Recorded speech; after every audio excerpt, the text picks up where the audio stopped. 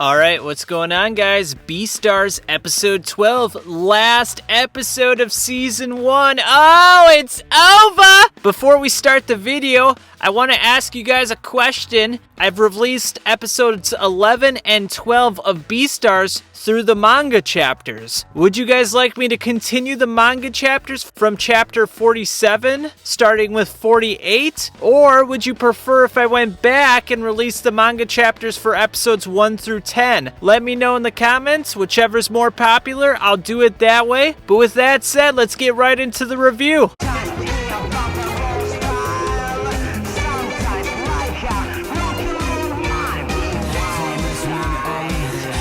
So in episode 11, we saw Haru's arm lunge right into Legoshi's mouth, and it ended, and we're like, what's going on? Well, we find out in episode 12 that Haru had like an herbivore twitch/reaction in which her arm just suddenly jumped into Legoshi's mouth. So she doesn't know how it happened, but that's what happened. And Legoshi's a little taken back by the situation. He's not sure what to feel. He feels a lot of deep sorrow and regret. You know, he has all these pent-up feelings for Haru, but he doesn't know how to express himself at this point. And he feels like anytime he tries to get closer to her physically, you know, she either pulls back or something weird happens. So after the circumstance, Legoshi's in the infirmary. He has to heal up from the wounds that he got from the Shishigumi fights. He's getting scolded by one of his teachers, and then Juno enters the room. Now, Juno has an interesting conversation with Legoshi here.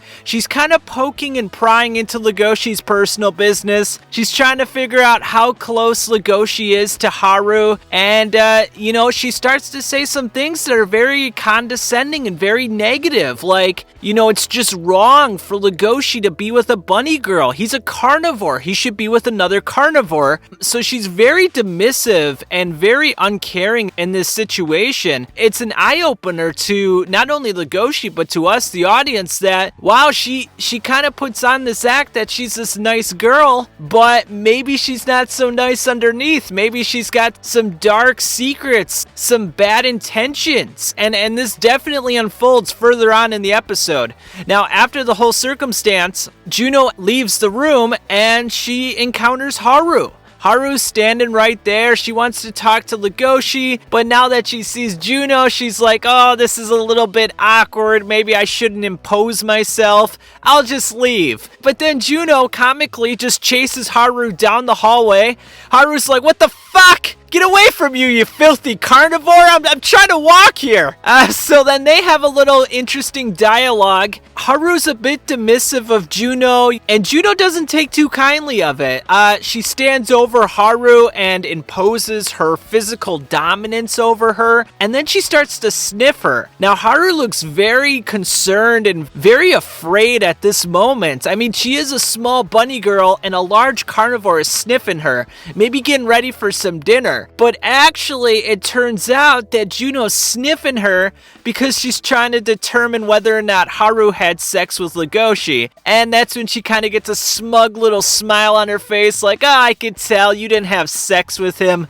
So now she feels like she can get the upper hand, which brings up the Dinosaur Festival.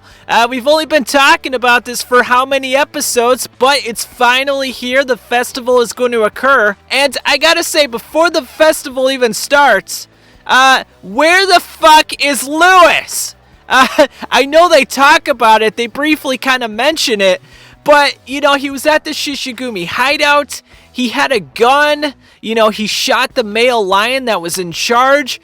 Where the fuck is he right now? I mean, like, he had that Joker moment where he was laughing in an insane fashion, and it's just like, okay, like, is he still going to school? Like, where is he? And this plays a major factor because now that Lewis is not at the Dinosaur Festival, someone needs to replace him. Well, someone else happens to be in the drama club.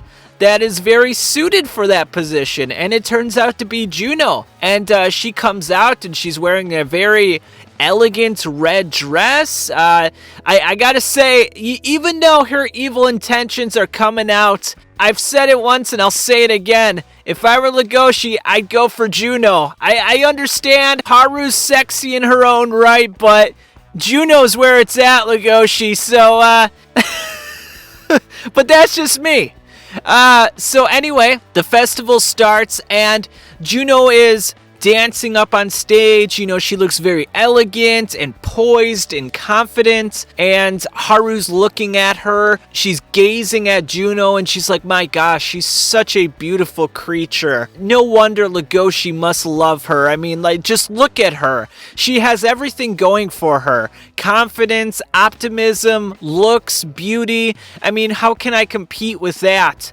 And during the midst of the festival, Legoshi is looking for Haru, and he finally gets a hold of her. He wants to talk, but unfortunately, Juno breaks up the conversation. This is going to be her first attempt at breaking up the couple. She's trying to lay some seeds of doubt in Haru and Legoshi. So she brings up Legoshi on stage, and she's all carnivore empowerment and how beautiful and strong they are. And due to this circumstance, Haru gets very somber, she gets depressed, and she decides to leave the festival altogether. Now, Legoshi decides to chase after her. They're not seeing eye to eye. Legoshi's trying to open up to her, but Haru's realizing that a relationship with Legoshi is not going to lead anywhere, and she's running, but then finally, Legoshi catches up to her, and after 12 episodes, he admits that he loves her. So a big breakthrough for Legoshi. I mean, finally, he's able to express his feelings openly and honestly, and now Haru has to make the tough decision whether or not she's going to stick with Legoshi or if she's going to still go after Lewis. But unfortunately for us, the viewer, we're going to have to wait till season 2. And big shocker, at the end of the episode, they did make an announcement. Season 2 is on the way. Now, we don't know how soon it's coming, but that's encouraging. At least we know we're getting a season 2. Because the way the episode ended, I almost thought that maybe they were sort of tying a neat little bow around it. Like, oh, maybe they're just going to cut it off right here and they're not going to go on with the series. But luckily for us, Beastars will continue. And yeah, that's it, guys. Episode 12 in the books, season 1 in the books. What a fantastic series. I mean, I gotta say, came into this thinking that the animation looked kind of weird. You know, initially when I watched that first preview, I mentioned that the animation looked gross. But now I'm eating my own words because the animation was absolutely fantastic. There were a few wonky moments here and there in various episodes, but overall, what a fantastic offering. And I didn't expect the story to be so good, layered with so much symbolism and subtext, and the character development was just wonderful throughout. I mean, seeing Legoshi start off as this meek, shy creature to eventually getting enough confidence to start to talk to Haru and fight the Shishigumi to save her life and admit that he loves her, and seeing Lewis go from being a confident, poised creature to being, you know, completely insane and, you know, having random outbursts and being very brash and overcompensating in ways that I didn't see. And Haru being so open and honest about why she's so promiscuous and why she's engaging with multiple men because she wants to feel loved, because that's the only means for her to feel equal in this society. And Juno too. I mean, all the characters were just so well developed and